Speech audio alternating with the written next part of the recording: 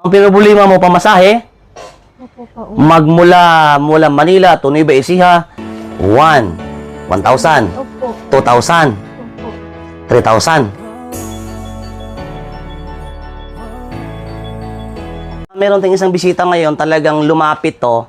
Paano mo nalaman, ma'am, na location natin? At paano mo nalaman talagang tumutulong ako? Ano po, may isa po akong kasambahay na kagaya Okay. po na sumusubaybay po sa inyo Opo. na manood. Ngayon, sabi niya po sa akin, ito lang ang tanging paraan na may tutulong ko sa iyo. Opo. Opo, yun po. Ay, ito lang ang tanging maitutulong ko sa iyo dahil wala naman akong... Anong pangalan ni ma'am pala? Anong pangalan nung nagturo sa'yo?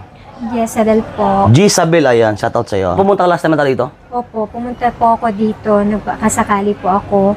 Pero sabi po sa akin ng staff ninyo, wala po kayo, bumalik na po kayo. Nag-iwan po ako ng number ko dito. Bali yung flight mo bukas. Opo. Pwede makita ang ticket. So ito mga kapatid, si Kabayan ay flight niya bukas ng 8:30 in morning. July 23. Ayan. So taga Nueva Ecija si ma'am. Ang pinoproblema ni ma'am kaya sa lumapit sa atin dahil nga is wala siyang pamasahe magmula Manila papuntang Nueva Ecija. So bakit sa akin ma'am sobrang dami namang malalapitan diyan? Wala po kasi po akong alam na idea. Kasi sinunod ko lang po yung kaibigan ko. Opo. Na nakasamahan ko pong kasambahay.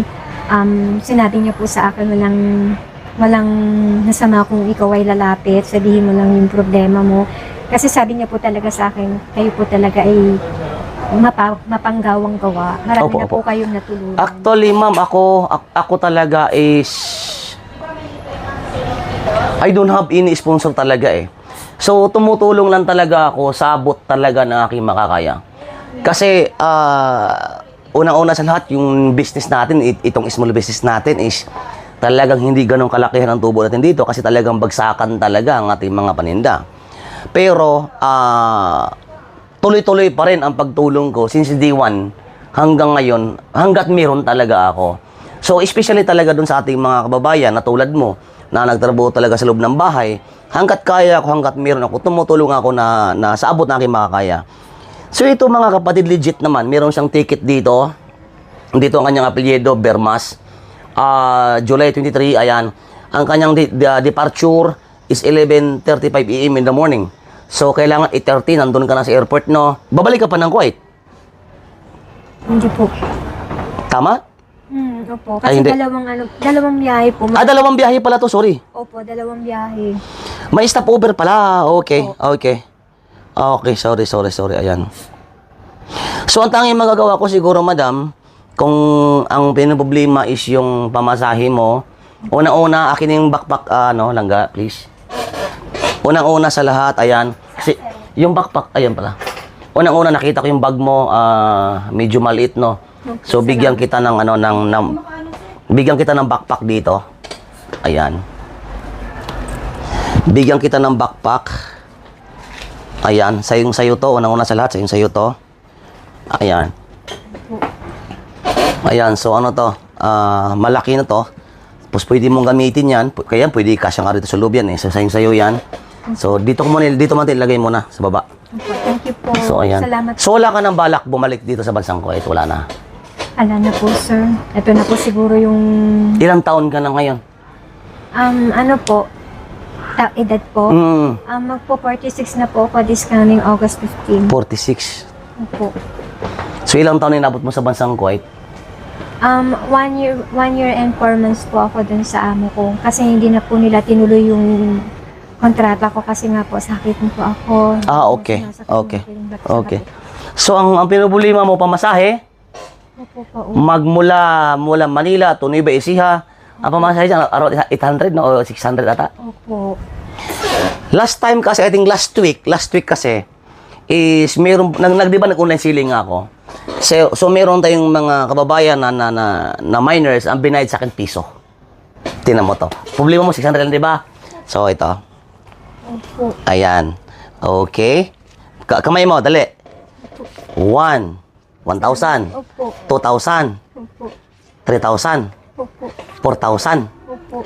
4,200. Salamat po. Ayan. Thank you po. Maraming salamat sa inyo. Welcome po, welcome. Tulog po kayo ng langit. Makakauwi na po ako nito. Malaking tulong po ito. Sige lang po, ma'am. Sige lang po. Bala ko pa na sana umiyak si ma'am kapatid, no? Pasensya na po. Sige, talaga. ma'am, okay lang po, okay lang po, okay lang po. So, ito lang guys, sobrang babaw talaga ng luha ko, especially po sa ating mga kababayan kasambay na umiyak talaga sa harapan ko. So, talagang pinipigilan ko lang talaga. Sige lang, ma'am, ilabas mo lang yan, ma'am. Ilabas mo lang yan, ilabas mo lang. Kasi wala po talaga akong alam na ibang mapupuntahan, sir. Sige lang po, ma'am, sige lang po. Kaya dito lang po talaga ako. Talagang pinalit po ako ng Panginoon na talagang tulungan po ako na makarating po ako sa inyo. Bali, nag-diop ka lang talaga ngayon upang...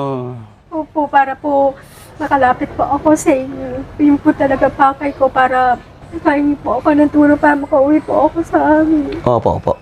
So, ayun guys, tawag nun, samantalahin ko yung pagkakataon, from the bottom of my heart, sa lahat po, kung ikaw man po ay minors ko po sa Mr. 62 Quiet Online Shop, kung ikaw man po ay customer ko dito sa shop ko, 62 Pick and Collect, dito po sa Ulsok, Salmia, ako po ay taos-pusong nagpapasalamat sa inyo na sa patuloy sa pagmamine sa aking online. Pangalawa, sa pagbili ng mga item dito sa shop. Kasi kayo naman talaga ang reason kung bakit ko to, kahit hindi man ganun kalakihan, kayo ang reason kung bakit ko na ipagpatuloy talaga ang ganitong layunin ng pagtulong talaga. Especially po sa ating mga kababayan na nagtrabaho sa loob ng bahay. Or i-open ko lalo ngayon ng sponsor dahil habang tumatagal parami po ang paglapit talaga kay 62. Pero hindi ko mapangako. Gusto ko bukal sa loob yung pag-sponsor nila para at least wala akong 100% na obligasyon. Kailangan mo mag-live dito, kailangan mo i-promote to. Siguro once the video, isang beses, maaari pa siguro, pero kung obligahin nyo ako, nahawakan nyo ko sa liig kasi nag-sponsor kayo, hawakan nyo ko sa liig upang i-promote ko mga produkto ninyo, is not my line. It's not my line. Tumatanggap ako ng sponsor ngayon, gusto ko yung mga bukal sa loob. Transparent ako all the time. Lahat ng papasok, o kung sino man ang bukal sa loob dyan, lahat ng yan is makakalabas dito sa aking social media. Kasi alam nyo naman yan is talagang nakilala ako sa pagtulong. Pangalawa, talagang in-upload ko talaga sa social media. So again, ma'am, congrats sa'yo and ingat sa biyahe bukas. Opo, salamat Ito pala sa YouTube, baka makalimutan mo. Ayan po. Maraming salamat kapatid. Stay motivated kapatid, araw-araw. 62 years OFW motivated.